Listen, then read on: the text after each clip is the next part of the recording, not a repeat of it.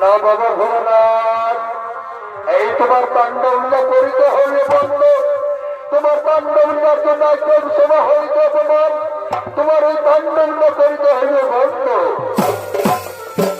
না, আমার তাণ্ডব আমি কিছুতেই করিব না বন্ধ। যতক্ষণ থাকবে আমার এই কাম শক্তি, কিছুটা আমার তাণ্ডব করিব না বন্ধ। কি বাবা ভোলানাথ, তুমি যদি তোমার তাণ্ডব না করবে বন্ধ, তাহলে আমরা সমস্ত দেবগণ একত্র হয়ে তোমার সঙ্গে করবে চিত্ত। কি